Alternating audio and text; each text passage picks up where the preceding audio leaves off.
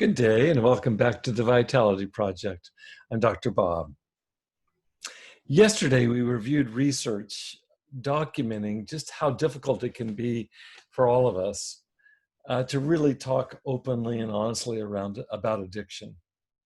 You'll recall that 2/3 of us have someone close to us in our families who is currently addicted, and yet for most of us we can't acknowledge that addiction to anyone outside the family. It raises the question then, how then do we begin to speak about that which in most circumstances goes unspoken? I say that we start at least here at the beginning by getting clear about what addiction is, and for that matter, what addiction isn't. How does that sound? Later on, once we've gotten a working definition of addiction, something that's understandable and hopefully useful to all of us, we'll take a look at just how widespread addiction is in our society.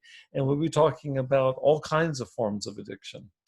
I'll give you a little teaser here. You can prepare to be shocked when I start citing statistics about the prevalence of addiction for sure. But first of all, let's start with defining it. Here's how I define addiction. Addiction is my not being able to stop something. Can't stop doing it, even though it hurts me. I realize that's not a technical definition, but I hope it's a useful definition and a totally understandable one. It's plain and it's simple, right? What I like about this definition, among other things, is that it also clarifies, built right into the definition, what addiction is not. Namely, addiction is not just doing something a lot. We use it that way in our day-to-day language, but that's not how we're using it here at the Vitality Project. In fact, as long as I can do something that does not hurt me, or for that matter, hurts others, and we'll be talking more about that, as long as it doesn't hurt me or others, it doesn't matter if I do it a lot. I'll give an example. I personally have drummed for tens of thousands of hours in my life. And as far as I know, my drumming has had an inordinately positive impact on my life. I can vouch for that. And hopefully it's been inspiring to a few others along the way too. So for today, I want to ask you this. Can you think of some behavior you've indulged a lot in your life? I just shared with you one for me. How about you? Some behavior that you've done a lot of that has little or no negative consequence in your life.